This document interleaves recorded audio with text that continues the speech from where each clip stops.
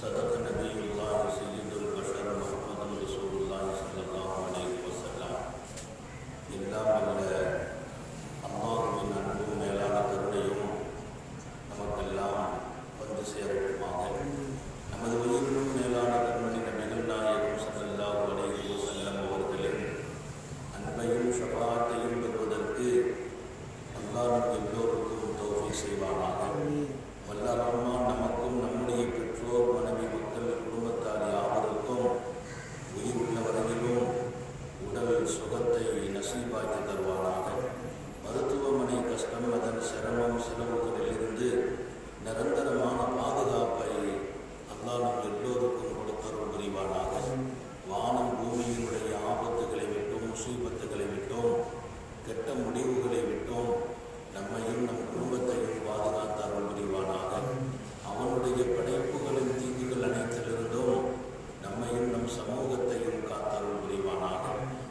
அல்லாஹ்வின் பேரருள் பாக்கியமும் அருளும் நிறைந்த ரமலானுடைய காலத்தில் அவன் விருப்பப்படி நாம் வாழ்வதற்கு ஒரு நல்ல வாய்ப்பை வழங்கியிருக்கிறான்.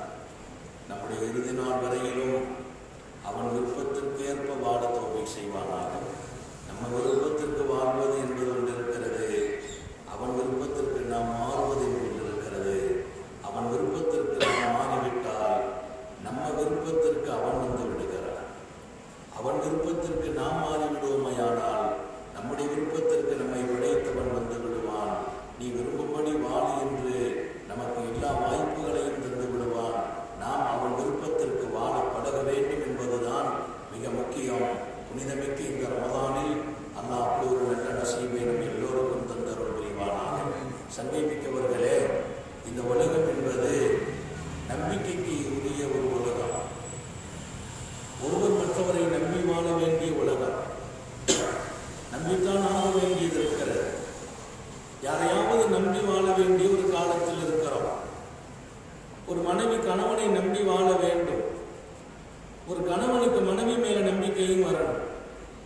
மனைவி மேல நம்பிக்கை வந்தால் அந்த வாழ்க்கை நல்லா இருக்கும். மனைவியை சந்தேகப்பட்டால் அந்த வாழ்க்கை நல்லா இருக்காது. ஒரு கணவன் தன்னுடைய மனைவியை சந்தேகப்பட்டுட்டாருன்னா அந்த வாழ்க்கை அவ்வளவுதான். அந்த அம்மா போற இடத்துக்கெல்லாம் பின்னால போவார். அந்த அம்மா யார்ட்டாவது பேசுனா யார்கிட்ட பேசுறது வாட்ச் பண்ணிட்டே இருப்பார். அந்த அம்மா அங்க பார்த்தா எங்க பார்க்கிறாள் என்ற ஒரு எண்ணம் ஏற்படும்.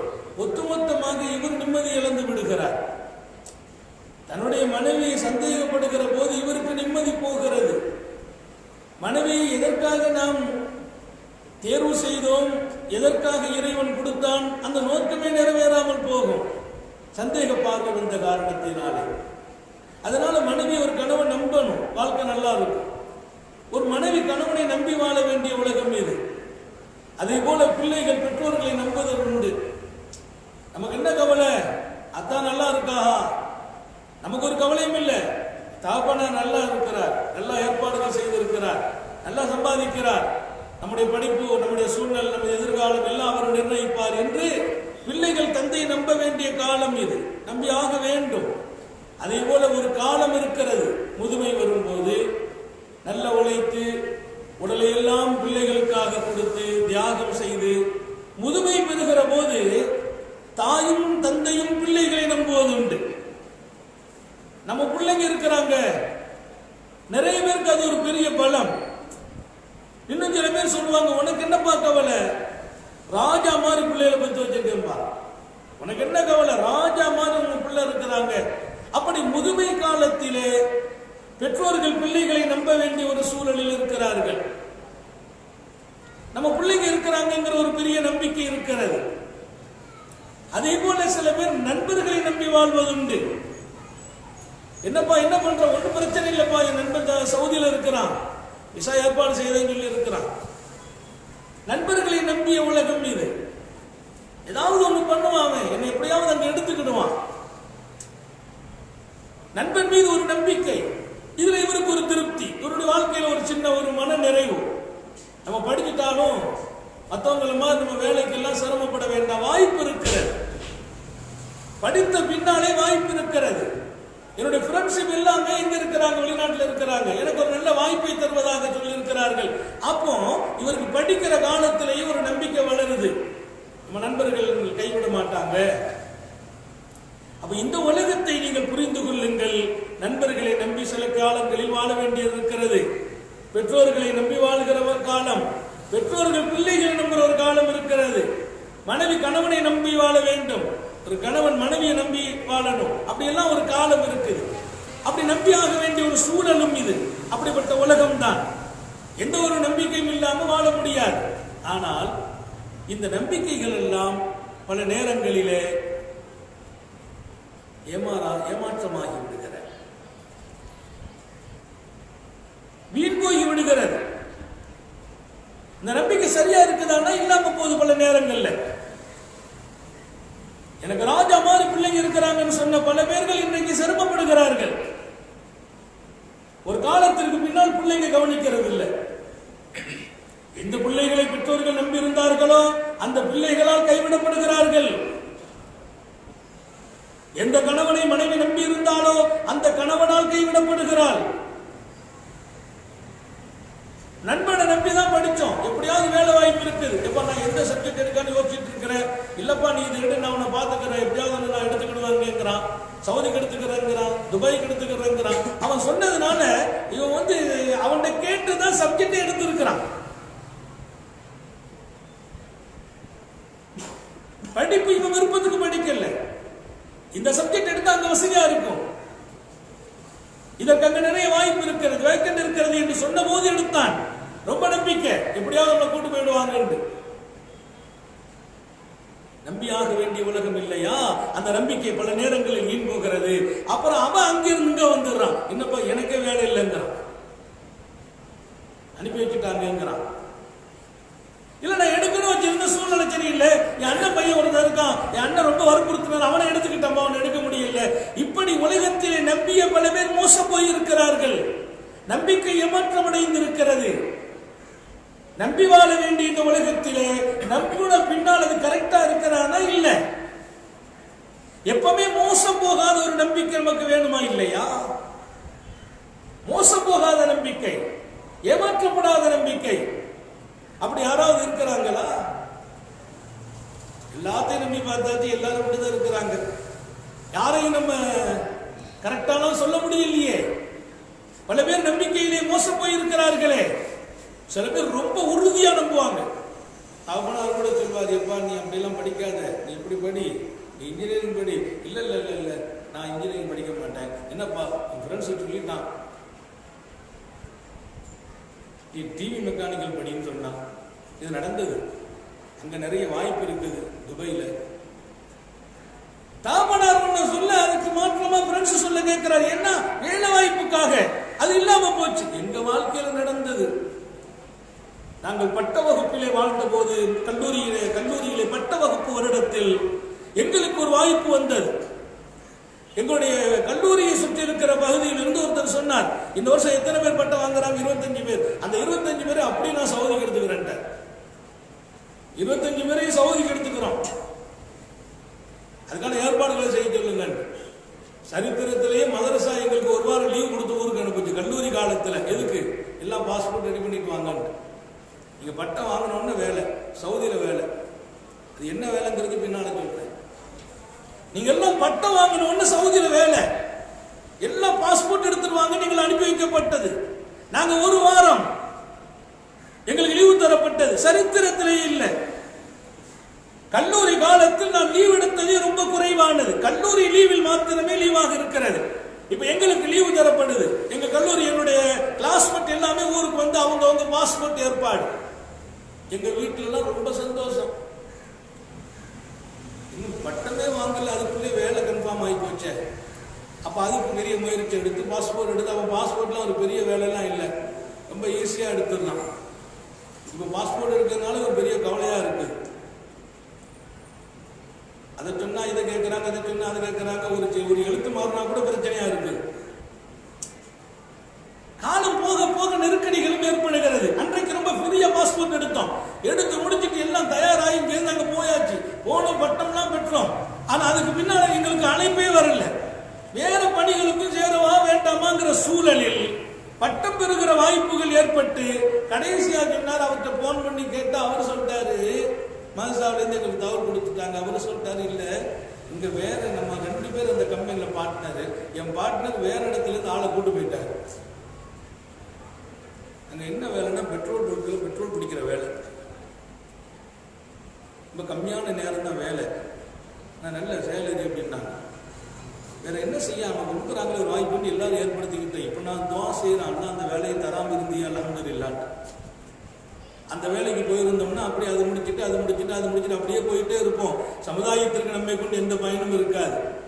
4 பேருக்கு வாழ்க்கையில் மாற்றங்கள் வருகிற ஒரு வாய்ப்பை தருகிற நசீபை அல்லாஹ் கொடுத்திருக்கிறான் இல்லையா?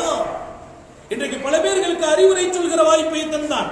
நமக்கு பல பேர் அறிவுரை சொல்லிக் கொண்டே இருக்கிறார்கள். இன்றைக்கு பல பேர்களுக்கு நாம் பயிற்சி கொடுக்கிற நிலையில் இருக்கிறோம். நமக்கு பயிற்சி கொடுக்கிற நமது பெரியார்கள் இருக்கிறார்கள். மொத்த வாழ்க்கையையும் அல்லாஹ்வின் பக்கம் திருப்புகிற ஒரு நசீபு கிடைத்திருக்கிறது. தாய்க்கு பணிவிடை செய்கிற வாய்ப்பு கிடைத்தது, தந்தைக்கு பணிவிடை செய்கிற வாய்ப்பு கிடைத்தது, பிள்ளைகளை அழகுபடுத்தி வளர்க்கிற வாய்ப்பு கிடைத்தது, மனைவியை மகிழ்ச்சிப்படுத்துகிற வாய்ப்பு கிடைத்தது, கூட்டு குடும்பங்களில் சகோதரர்களை இணைந்து வாழ்கிற வாய்ப்புகள் கிடைத்தது. இது எல்லாம் மொத்தமா க்ளோஸ். சவுதிக்கு போயிட்டா அப்படியே போயிட்டே தான் இருக்கணும், இன்னும் போயிட்டு தான் இருக்கணும். ஒருத்தர் போயிட்டே இருந்தார். நான் சொன்னேன், ஹஜ்ஜா போதுமே, இப்போ போயிட்டீங்களே 30 வருஷமா வெளிநாட்டுல, அவங்க பிள்ளைங்க கல்யாணம்னா அமௌண்ட் அனுப்பி வைப்பார். பிள்ளைங்க கல்யாணம் அமௌண்ட் அனுப்புவார். அவர் கல்யாணத்தில் இருந்ததுல அவர் சொன்னார், என் 3 மக்கள் கல்யாணத்தை நான் பார்த்ததில்லை. இதெல்லாம் என்ன லைஃப் என்ன? ஒவ்வொருக்கும் போகும்போது துவா செய்யுங்க, துவா செய்து அனுப்புறாரு. அப்ப நான் அந்த வருஷம் சொன்ன வேண்டாம், ஊர்ல இருந்திருக்கு போதும், எல்லா காரியங்களும் முடிஞ்சு போச்சு. இன்னும் கொஞ்ச நாள் வீட்டில இருந்து பேரன் பேத்திகளோடு மனைவி மக்களோடு மகிழ்ச்சியா இருப்போம். 30 ஆண்டு காலம் வெளிநாட்டு வாழ்க்கை தான். அவர் சொன்னார், அதற்கு இது கடைசி சபர், துவா செய்யுங்க, உங்க வாயில தப்புறம் அவனுக்கு சொல்லிடாதீங்க, அனுப்பி வைங்க, இந்த பயணத்தோட எல்லாம் ரெடி பண்ணிட்டு வந்துடுவேன். சரி சார், அல்லாஹ்வுடைய நாட்டம் போங்க. போய் 6 மாசத்துல அங்க வச்சு வஃபாத், 6 மாதத்தில் அங்கே வைத்து மரணம். எந்த காரியத்திலும் இவர் இல்லை, தன் பிள்ளைகளின் காரியத்தில் இல்லை, மனைவிக்கு தோள் கொடுக்கிற வாய்ப்புகள் இல்லை, குடும்பத்தோடு ஒத்துழைக்கிற வாய்ப்புகள் இல்லை, நன்மை தீமையில் பங்கெடுக்கிற வாய்ப்பு இல்லை. சோதனை என்ன தெரியுமா? இவரின் மரணத்தில் கூட பங்கு கொள்கிற வாய்ப்பு குடும்பத்தில் யாருக்கு அல்லாஹ் கொடுக்கவில்லை. தனிமையிலே மரணம் அடைகிறார். நடந்த நிகழ்வு இது. எனவே வெளிநாட்டு வாழ்க்கையை வேண்டாம் என்று சொல்லவில்லை. ஒரு குறிப்பிட்ட காலம் நம்முடைய எதிர்காலத்தை தீர்மானிப்பதற்காக எங்கள் பிள்ளைகள் வெளிநாடு செல்வதை நாங்கள் விரும்புகிறோம். எங்கள் மக்கள், அருமையான இளைய சமுதாயம் செல்லட்டும். ஒரு எதிர்காலத்திற்கான திட்டங்களை, பொருளாதாரத்தை வீணடிக்காமல் சேர்த்து அதற்கு பின்னால் ஒரு காலம் குடும்பத்தோடு, சமூகத்தோடு, மக்களோடு, பொது நலன்களோடு நமது வாழ்க்கையும் கழிய வேண்டும். எல்லாம் அல்ல அல்லாஹ் அதற்கு தௌஃபீக் செய்வானா. வெளிநாட்டில் இருக்கிற பிள்ளைங்கள்லாம் சொன்னாங்க, நல்ல துவா செய்யுங்க, அதுக்கு நாங்க ஒரு நல்ல சூழ்நிலையோடு ஊருக்கு வரணும். ஆனா இங்க வந்தா இருக்க விடுறது இல்லை. அவங்க வீட்டம்மா என்ன பேசாட்டு இருக்கு, கிளம்புங்க, வேற விஷயத்துக்கிட்டு கிளம்புவாங்க, இருக்க விடுறது இல்லைன்னு. அம்மா வேற, போதுமா, நீ வீட்டுல இருந்தாலும் சரிப்பட்டு வராது. ஆக அவர் வீட்டுல இருக்கணும்னு முடிவுக்கு வந்தா கூட வீடு விடுவதில்லை. இவர்கள் அந்த வருமானத்தில் திருப்திப்பட்டுக் கொண்டிருப்பதால் இவர்கள் அங்கதான் அவர் இருக்கணும்னு நினைக்கிறாங்க. இன்னும் ஒரு பக்கம் ஒரு வீட்டுல இருந்தா பிரச்சனை, அங்க இருந்தா தான் ராகத். ஆக நான் இங்கே ஒரு செய்தியை தெளிவாக சொல்ல வருகிறேன். அப்படி ஒரு வாய்ப்பு எங்களுக்கு தரப்பட்டு, நீங்கள் எல்லாம் பாஸ்போர்ட் எடுங்க. அன்னைக்கு நான் எடுத்த பாஸ்போர்ட் தான். அல்லாஹ் தஆலா அந்த பாஸ்போர்ட்டை வச்சு இப்போ எல்லா வாய்ப்புகளையும் தருகிறார். புனித இடங்களுக்கு போகிறோம், சமுதாய பணிகளுக்கு போகிறோம். இன்றைக்கு அந்த பாஸ்போர்ட் ஒரு பெரிய பயனுள்ளதாக இருக்கிறது. அதனால மதரசா லீவு கொடுத்ததோ பாஸ்போர்ட் எடுத்ததோ வீணாகவில்லை. ஆனால் அல்லாஹ் எந்த வேலை வாங்கணும்னு நினைச்சானோ அந்த வேலையை வாங்கினான். இங்கே நான் சொல்ல வர்றது, அவரை நம்பினோம், அவர் கொடுப்பார். ஒரு விஷயம் நான் அவங்க சொல்லி ஆகணும். அப்பமிருந்தே நமக்கு ஒரு நம்பிக்கை இருந்துச்சு. சின்ன வயசுல யாரோ மனசுல போட்டது, எங்க ரப்பு நாடாம எதுவும் நடக்காதுங்கிற ஒரு நம்பிக்கை யாரோ போட்டு விட்டாங்க. மதரசால ஓதுறதுக்கு முந்தையே அடிக்கடி இந்த வார்த்தை எங்க அம்மா சொல்லிக்கிட்டே இருப்பாங்க. படைச்சவன் இருக்கிற வரைக்கும் ஒன்றும் ஒருத்தரும் செய்ய முடியாது, படைச்சவனை தாண்டி ஒன்றும் நடக்காது. அந்த நம்பிக்கை பலப்பட்டு கொண்டே இருந்தது. அப்பவும் கூட வாய்ப்பு இழக்கிற போது கூட நாம ஒரு பெரிய சோதனைக்கு போகல. அதே வார்த்தையை அம்மா சொன்னாங்க, விடுப்பா அல்லாஹ் நான் நடக்கும். அப்பவும் சொன்னாங்க அல்லாஹ் நான் நடக்கும். தாப்பனாட்டே அந்த நம்பிக்கை இருந்துச்சு. பெரிய அளவுல வணக்கம்லாம் அவங்க செய்யல, ஆனா அந்த நம்பிக்கையில பலமா இருந்தாங்க. சொன்னாங்க, என்னப்பா உனக்கு அங்க இரணம் இருந்தா உன்னை அழைச்சிட்டு போயிருக்கும், உனக்கு அங்க இரணம் இருந்தா அழைச்சிட்டு போயிருக்கும், கவலைப்படுறதுக்கு என்ன இருக்குது? ஆக அப்படி ஒரு அரவணைப்பிலே வளர்ந்ததால் இன்றைக்கு அந்த நம்பிக்கை அது பிள்ளை பருவத்தில் பதிவு செய்யப்பட்ட காரணத்தினால அசைக்க முடிவதில்லை. உலகத்தில் நம்பி வாழ வேண்டிய இந்த உலகில் பல பேரை நம்பி பல காலங்களில் நம்பிக்கை கை கொடுக்காமல் போயிருக்கிறது. நம்பிக்கையில் ஏமாந்து போயிருக்கிறோம். நம்பிக்கை பால்பட்டு போயிருக்கிறது. இந்த நம்பிக்கையிலே பல பேர் நஷ்டமடைந்திருக்கிறார்கள், ஏமாற்றப்பட்டிருக்கிறார்கள். இங்கே நீங்கள் புரிந்து கொள்ளுங்கள், நம்பிக்கை என்பதில் எப்போதும் நிறைவேறுகிற அளவுக்கு ஒரு இடம் வேண்டும். அல்லாஹ் திருக்குர்ஆனிலே சொல்கிறார், ரப்புல் மஷ்ரிகி வல் மக்ரிபி லா இலாஹ இல்லா ஹு. அவன் யார் தெரியுமா? அவன் உதயகிரி, அஸ்தகிரி, சூரியன் மறையும் இடம், சூரியன் உதிக்கும் இடம், மேற்கு கிழக்கு, உலகத்தின் மொத்தத்திற்கும் அவனே ரப்பு. அவன் படைத்தாள்பவன். உலகத்தின் எல்லா பாகத்தையும் அவன் ஆளுகிறான். அவன் ஆளுமைக்கு உட்பட்டது.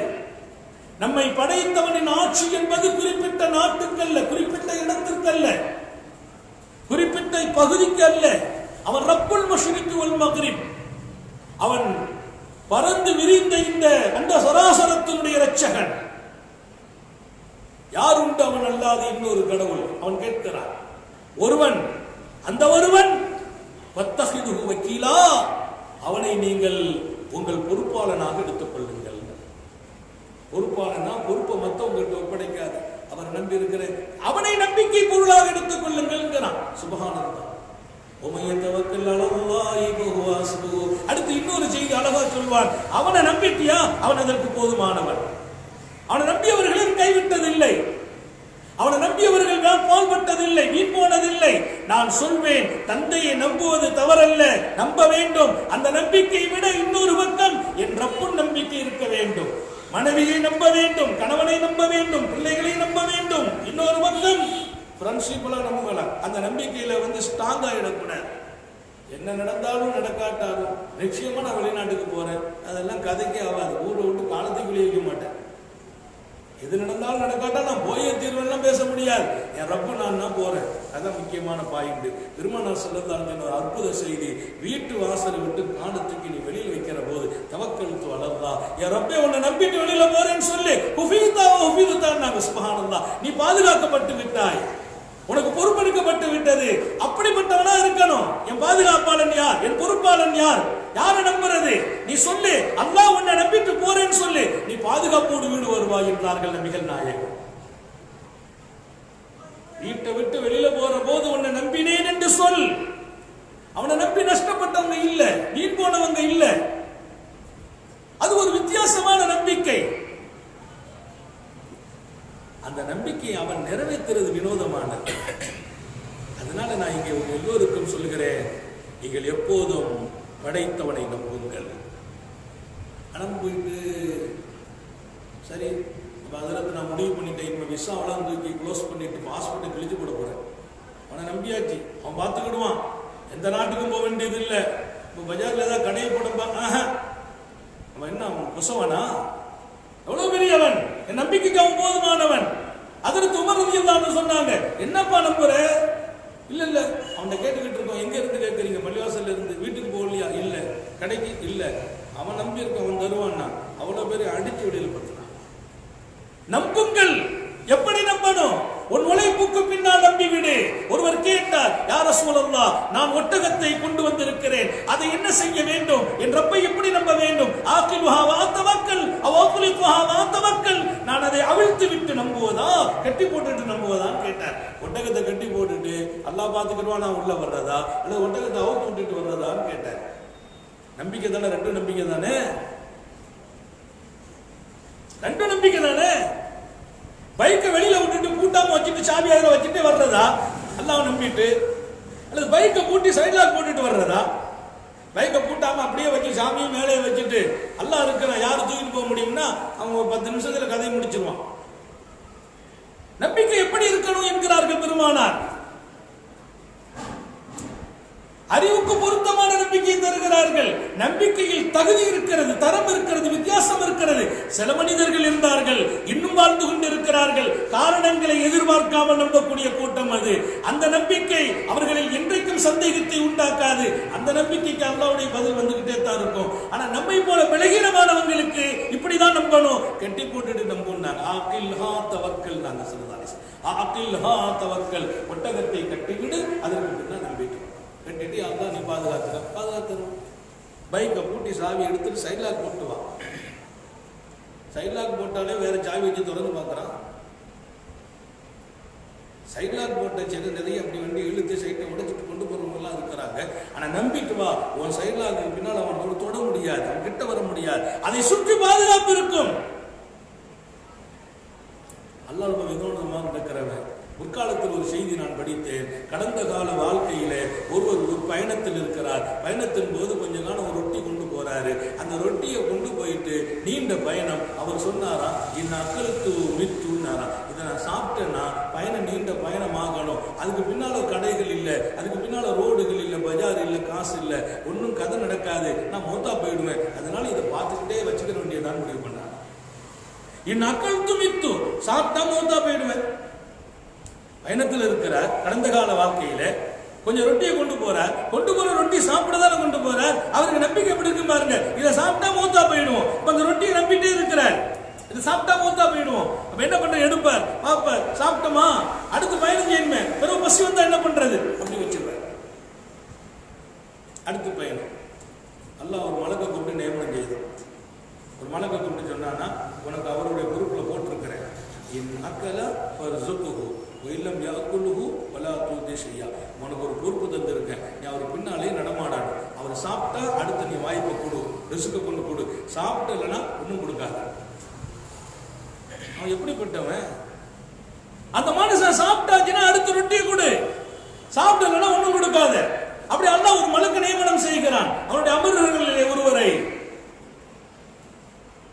எங்க நம்ம நம்புறது ஒன்றும் தப்பு இல்லை. அந்த நம்பிக்கைங்கிறது எங்க இருக்கணும், எப்படி இருக்கணும்? என்ன படைத்தவன் என்ன ஒன்றும் தராதவனா, அவன் சக்தி இல்லாதவனா, இந்த ரொட்டி போயிட்டா மூத்தா போயிடுவேனா, அது ஆபத்தான நம்பிக்கை. இன்றைக்கும் பல பேர்கள் நிலை அப்படி இருக்கிறது. நான் அந்த பணத்தை செலவழிக்கிறேன்னா அடுத்து நான் என்ன ஆகிறது, என் அடுத்த காலம் என்ன ஆகிறது, என் வருங்காலம் என்ன ஆகிறது? இது என்னப்பா முட்டாள்தனமான நம்பிக்கை. செலவு செய், வருங்காலத்திற்கு இன்று தந்தவன் அன்றைக்கும் தருவான். நம்பிக்கை மாசுபடாமல் இருக்குமையானால் நம்பிக்கை பல பேர்களிடத்தில் நீ ஏமாற்றமாக ஆக முடியும். இந்த நம்பிக்கை ஏமாற்றமாகாது.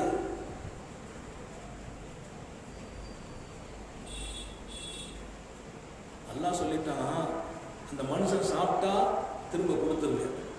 அந்த ரொட்டியை பார்த்துட்டே இருந்து இதை சாப்பிட்டா அடுத்து எனக்கு கிடைக்காது, மூத்தா போடுவேன்னு சொல்லி வச்சுக்கிட்டே இருந்தாருன்னா நீங்க கொடுக்காதீங்க. டைம் வந்தா அந்த மனுஷன் அப்படியே கதை முடியட்டும்ட்டாங்களா. அந்த மலைக்கு பின்னாலே நடமாடுறார். அவர் திறந்து பார்க்கிறார், சாப்பிடல.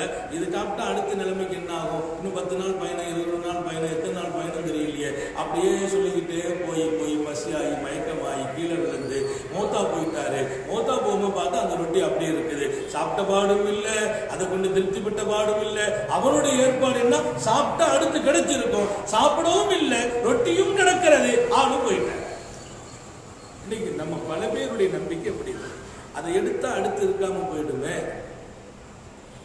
அனைவரத்தில் சொன்னேன், வேற ஒன்றும் ஒரு சபைபராத்தில் புது வயசுல கொடுக்குற பழக்கம் இருக்கு நம்ம ஊர்ல. சில பேர்கள் இப்போ சொன்ன அஜய் அந்த வேசியை கொடுத்துருவாங்க. இப்போ நான் ஒன்று புதுசாக கொடுத்தேன், இல்லை அதில் ஒரே பந்துங்கிறாங்க. கொடுத்துட்டோம்னா பெருநாளைக்கு புதுசு எடுக்க முடியாமல் ஆகிடக்கூடாது. பெருநாளைக்கு புதுசு எடுக்க முடியாமல் ஆகிடக்கூடாது. அந்த புதுசை நான் பாதுகாத்து வச்சுக்கிறேன்னா நான் என்ன அதுக்குள்ள வழி பிறக்கும், நீங்கள் ஒழுங்காச்சியாருன்னு அவர் இன்னும் அந்த வேசையை வச்சுட்டே இருக்காரு. நான் 3 கொடுத்துட்டேன். வராத்து கொடுத்தேன், பிற 1 கொடுத்தேன், கொடுத்துட்டே இருக்கேன். உடுக்க அவன் தந்துக்கிட்டே இருக்கான். உடுக்க அவன் சுண்ணத்தது. நீ அவனை நம்பினு எடுத்து பயன்படுத்து, அடுத்து அவன் தருவான். இதை எடுத்த அடுத்த நிலை என்ன, அங்கதான் உன்னுடைய பலகீனத்தை அவன் விரும்பவே இல்லை. உன் பலகீனத்தை விரும்பல, இதை காலி பண்ணிட்டு அடுத்து நம்ம நிலைமை என்ன? ஒரு பைசா செலவழிக்க மாட்டோம், ஒரு காரியம் செய்ய மாட்டோம்.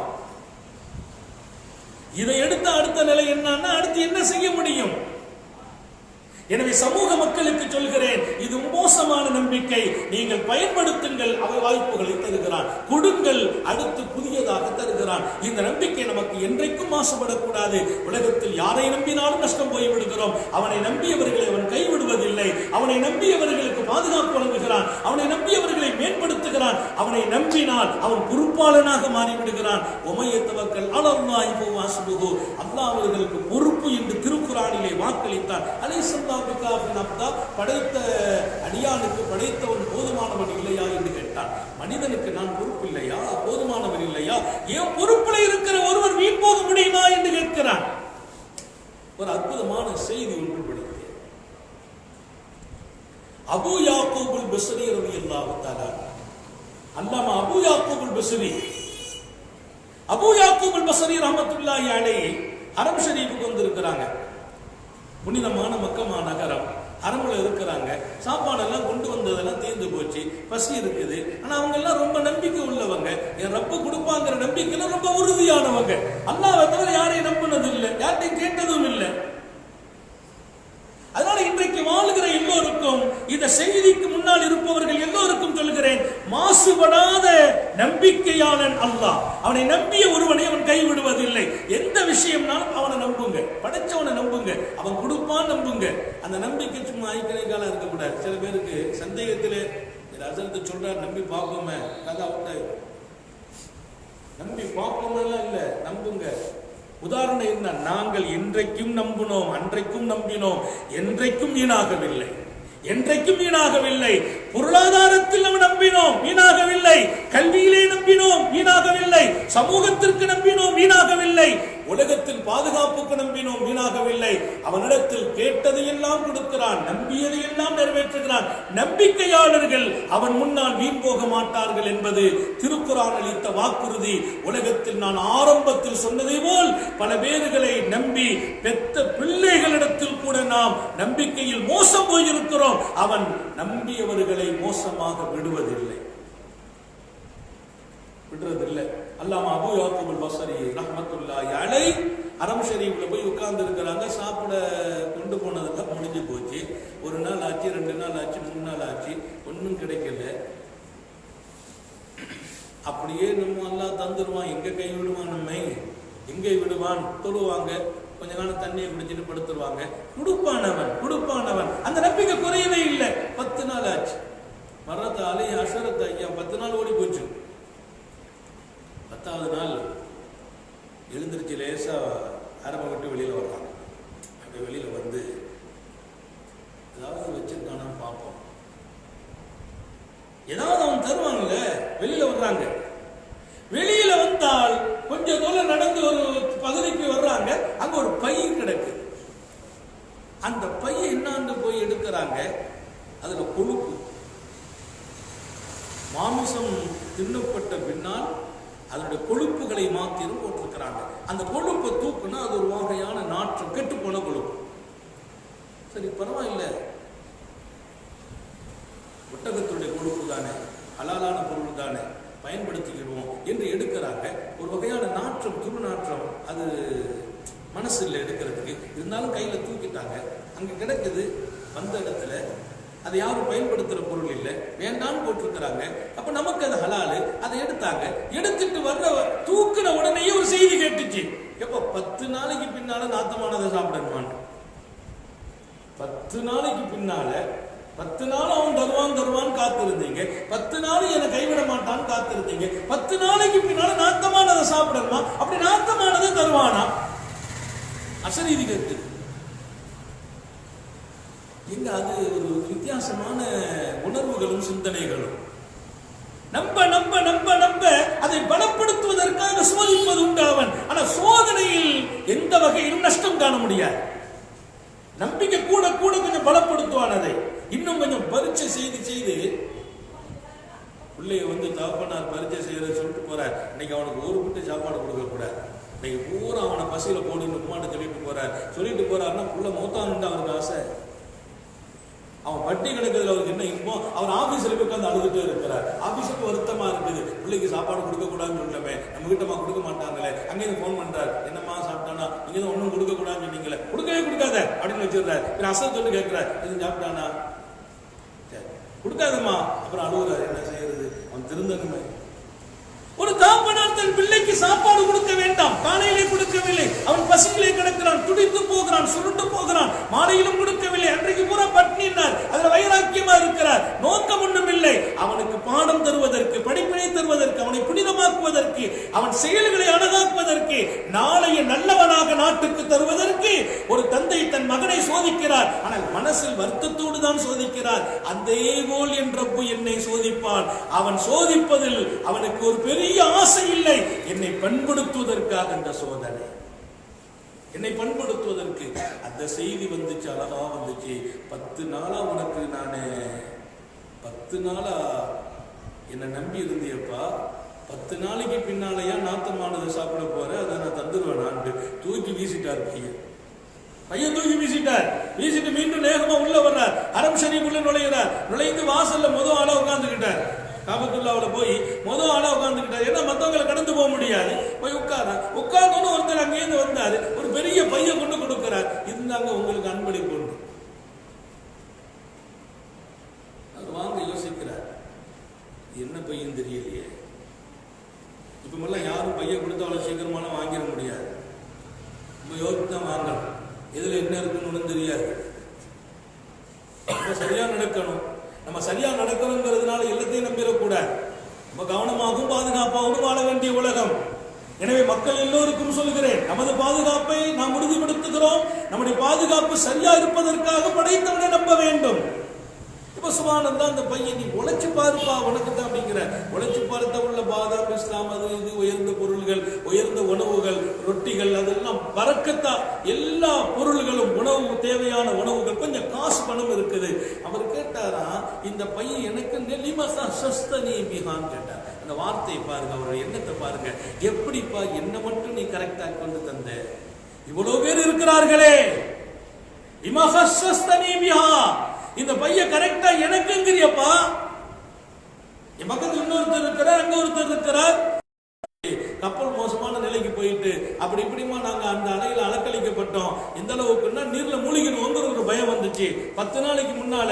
அப்ப நான் ஒரு பிரார்த்தனை செய்தேன், யா அல்லாஹ் என்னை நீங்க காப்பாத்திருந்தப்ப இந்த மாதிரி சோதனையில நாங்க இந்த கப்பல்ல மூழ்கி போயிடக்கூடாது. ஏன்னா கப்பல் மூழ்கிற நிலைக்கு வந்துட்டோம். அப்ப நான் துவா செய்த மூழ்கிடக்கூடாது. நாங்க வச்சிருக்கிற உயர்ந்த பொருள்களை எல்லாம் கொண்டு போய் நான் முதல்ல யாரை சந்திக்கிறேன்னு அவருக்கு கொடுப்பேன் ஏற்றி வச்சிருக்கேன். அவ்வளவு மண்லப்பி, நான் யாரை முதலில் சந்திப்பேனோ அவர்கிட்ட கொடுத்துடுறேன். ஏன்னா நான் ஒரு பெரிய பை உணவுகள் எல்லாம் உயர்ந்த உணவுகளை கொண்டு போய் கொடுக்கிறேன். இது உண்மையை நம்பிக்கை வச்சு நான் சொல்றேன், எங்களை நீ காப்பாத்திரு. நீ காப்பாத்தினா நான் உன்னுடைய அடியார்களுக்கு கொடுப்பேன். அதுல முதல்ல சந்திக்கிறவன்ட்டு கொடுப்பேன். நாங்க அதை நீயே துவச்சி கொண்டு வந்தோம். முதல்ல நீங்க தான் எங்க கண்ணில் பட்டியல். ரொம்ப யோசிக்கிறார். இவர் இருந்தது உள்ள இருக்கிறார், இப்ப வெளியில போயிட்டு வந்து முதல்ல இருக்கிறார். இது இருந்தது உள்ள, வெளியில போயிட்டு வந்தார், அப்பதான் உள்ள 10 நாளா உள்ளே இருக்கிறார். இன்னைக்கு வெளியில போய் அந்த பைய தேடிட்டு அந்த பைய தூக்கி நாத்தமா இருக்கு, அந்த அசரீது கேட்டுச்சு, தூர போடுப்பா நீ. 10 நாள் நம்பினாயே நாத்தமானதையா, இப்ப நான் உனக்கு தரப்போறேன்னு கீழே போட்டு ஓடி வந்தார். இங்க வந்து முதல் ஆளா உட்கார்ந்தார். அவர் சொல்ற, நான் முதல்ல அவ்வளவு மண்ணுக்கு யாரை முதல்ல சந்திச்சேனோ அவருக்கு கொடுக்கணும், அதனாலதான் உங்களை தேர்ந்தெடுத்து கொடுத்தேன். அந்த பைய வாங்கிட்டு அந்த பைய பார்த்துட்டு சொன்னாரா, நான் ரொம்ப பலகீனமானவரப்பே, 10 நாளா உன்னை நம்பி இருந்தேன், இன்னைக்கு வெளியில போயிட்டேனே. 10 நாளைக்கு முன்பே நீ எனக்கு ஏற்பாடு செய்துட்டிய. 10 நாளா என் ரிஸ்க் வந்துட்டே இருந்திருக்கு. 10 நாளா வந்துகிட்டு இருக்கு, கப்பல் வந்து சேரணுமே. அவர் 10 நாளைக்கு முன்னால நீ வச்சாராம். எப்படி? இந்த ரிஸ்கை முதலில் சந்திப்போரிடத்தில் கொண்டு கொடுப்பேன். என்றைக்கு எனக்கு நீ பசியில் போட்டாயோ அன்றைக்கு என் உணவை நீ தயார்படுத்தி அங்கே பையில் வைத்து அனுப்பிவிட்டாய். கப்பல் வந்து சேர 10 நாள் ஆகி போச்சிறப்பே. நான் தான் பலகீனமானவன், நீ நம்பிக்கையில் எப்போதும் கைவிட்டவன் இல்லை என்று அவர் உறுதிப்படுத்தினார். அல்ஹம்துலில்லாஹ், அந்த பை ஊருக்கு போற வரைக்கும் இருந்துச்சு, திரும்பி போற வரைக்கும். அவ்வளவு பரக்கத்தாக உயர்ந்த உணவுகள், அதுல காசு பணங்கள் எல்லாருக்கும் பகிர்ந்து சாப்பிட்டார் என்ற வரலாறை அல்லாமா அபூ யாக்கூபுல் பஸரியின் வாழ்க்கை நமக்கு சொல்லி தந்து கொண்டிருக்கும். நீங்கள் புரிந்து கொள்ளுங்கள். நமக்கு 5 நாள் ஆகுது, இன்னும் வரலையே நினைப்போம். 5 நாளைக்கு முந்தைய அல்லாஹ் அனுப்பி வச்சிருவான். வந்து சேர லேட் ஆயிட்டு இருக்கு. அதனால எல்லா விஷயமும் அப்படிதான். குழந்தை லேட் ஆகுதா, அவன் ஏற்பாடு செய்துட்டான், அதுக்கான ஏற்பாடுகள் எல்லாம் கரெக்டா முடியறதுக்கு 2 வருஷம் ஆகும் போல தெரியுது. அவன் ஏற்பாடு செய்து வச்சிருக்கிறான், இன்னும் 1 வருஷத்துல அது கிடைக்கும். நம்ம அவசரப்பட்டு ஏதாவது ஒண்ணு பண்ணிடுறோம். அவனை நம்பி இருந்த பிள்ளை இல்லையா, அவனை நம்புங்கள். அவனை தவிர யாரும் குழந்தை தர முடியாது. டாக்டர்களால் கைவிடப்பட்ட பல பேருக்கு குழந்தை கொடுத்தான், முதுமையிலே கொடுத்தான். அப்ப குழந்தை இல்லையா, அவனை நம்புங்க. அவன் ரெடி பண்ணி தருவான், அது 1 வருஷம் முன்ன பின்னு தந்துடுவான். ஏற்பாடாயிட்டு இருக்கு. அல்ஹம்துலில்லாஹ், அல்லாஹ்வுடைய பெரிய மகத்தான ஒரு வாய்ப்பு இது. உலகத்தில் நம்பி வாழ வேண்டிய மனிதர்களாக இருக்கிறோம் நாம். யாரை நம்புவதிலும் நான் கூடாது என்று சொல்லவில்லை. அந்த நம்பிக்கையெல்லாம் சின்ன சின்ன நம்பிக்கையை நமக்கு தருகிறது, சின்ன சின்ன தைரியத்தை தருகிறது. ஆனால் பல நேரங்களில் அதில் தோல்வியும் ஏமாற்றம் வரும்போது கை செய்தப்படுகிறோம். இதையெல்லாம் நம்புவத போது உங்களுடைய ரப்பையும் சேர்த்து நம்புங்கள். என் தகப்பனார் நம்பி இருக்கிறேன், அல்லாஹ் என் தகப்பனார் வழியா எனக்கு எல்லாத்தையும் லேசாக்கு என்று கேட்டு விடுவீர்களே, ஆனால் இந்த நம்பிக்கைக்கு அவன் பலம் சேர்த்துக் கொண்டிருப்பான். அத்தனை நம்பிக்கைக்கு மேலால் அவனை நம்புங்கள். அவனை நம்புகிற போது நாம் பாதுகாக்கப்படுகிறோம், உயர்த்தப்படுகிறோம். இன்னொரு பக்கம் பொறுப்பெடுக்கப்படுகிறோம். நம்முடைய பொறுப்பாளனாக அவன் ஆகிவிட்டால் நமக்கு வேறு என்ன இருக்கிறது? அவனுக்கு பேரே வக்கீல், பொறுப்பாளன் என்று ஒரு பேர் வைத்திருக்கிறான். நம்முடைய பொறுப்பாளனாக நாம் அவனை எடுக்க வேண்டிய கடமை இருக்கிறது. அவனும் அதை குர்ஆனில் சொல்லிவிட்டான், ஃபத்தஹிதுஹு வக்கீலா, அவனை உங்கள் பொறுப்பாளனாக எடுத்துக் கொள்ளுங்கள். எல்லாத்தையும் நீங்க பொறுப்பாளனாக எடுக்கலாம், ஆனால் அவனை பொறுப்பாளனாக எடுப்பீர்களே, ஆனால் அத்தனை பொறுப்பு உங்கள் மீது எடுத்தவர்கள் சரியாக நடப்பார்கள் என்ற செய்தியை இங்கே நான் உணர்த்தி, பொறுப்பாளனாக அவனே நமக்கு ஆகிவிடுவானாக. நாம் எடுக்கிற மனோநிலையை தந்தருள் புரிவானாக.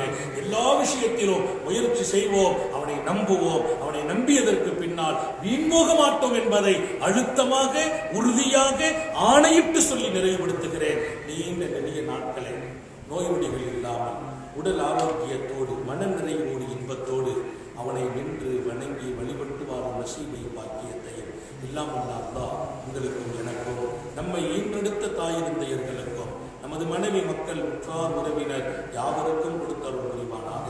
நமது உயிரினும் மேலான கண்மணி நபிகள் நாயகம் ஸல்லல்லாஹு அலைஹி வஸல்லம் அவர்களை கனவிலும் நனவிலும் கண்டுகளிக்கும் பெரும் பாக்கியத்தை அல்லாஹ் நம் எல்லோருக்கும் கொடுத்தருள் புரிவானாக. இந்த நல்ல துஆக்களோடு உங்கள் எல்லோருடைய துஆவையும் ஆதரவைத்து என் வார்த்தைகளை நிறைவுபடுத்துகிறேன். வாஹிரு தாவானா அனில் ஹம்துலில்லாஹி ரப்பில் ஆலமீன். அஸ்ஸலாமு அலைக்கும் வரஹ்மத்துல்லாஹி